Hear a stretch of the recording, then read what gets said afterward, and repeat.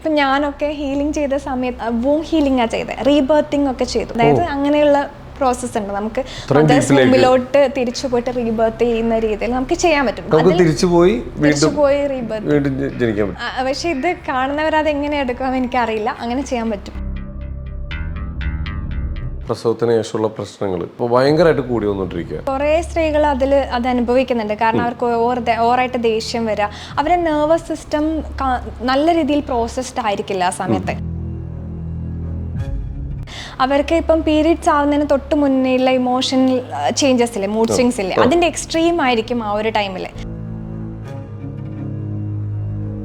നമുക്ക് ദേഷ്യം എക്സ്പ്രസ് ചെയ്യാൻ ഒരു സ്പേസ് ഉണ്ടോ? ഇല്ല. നമ്മളെ ഉള്ളിൽ പ്രോസസ്സ് ചെയ്യേണ്ട അത്രയും ദേഷ്യം കിടക്കുന്നുണ്ട്. പക്ഷെ അത് നമ്മളിപ്പം ഹാപ്പിനെസ് കാണിക്കുന്ന പോലെ തന്നെ നമ്മൾ ആങ്കർ നമ്മൾ റിലീസ് ചെയ്യണം, കാണിച്ചുകൊണ്ട്, ഷോ ചെയ്തുകൊണ്ട്.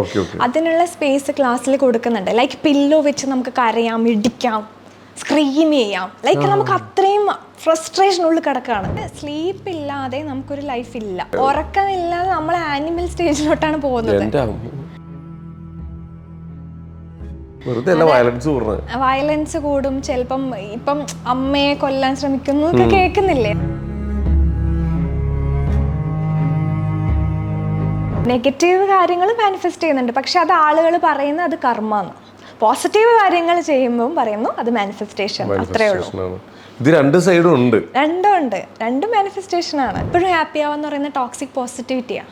ടോക്സിക് പോസിറ്റിവിറ്റി നമ്മൾ കൊടുത്തു കഴിഞ്ഞാൽ നമ്മളുടെ റിയൽ ഇമോഷൻ പ്രോസസ്സ് ചെയ്യാനുള്ള സ്പേസ് അല്ല നമ്മൾ കൊടുക്കുന്നത്. അവിടെ ഇൻജെക്ട് ചെയ്തുകൊണ്ടിരിക്കുകയാണ് പോസിറ്റിവിറ്റി. അത് ഭയങ്കര ബാഡാണ്.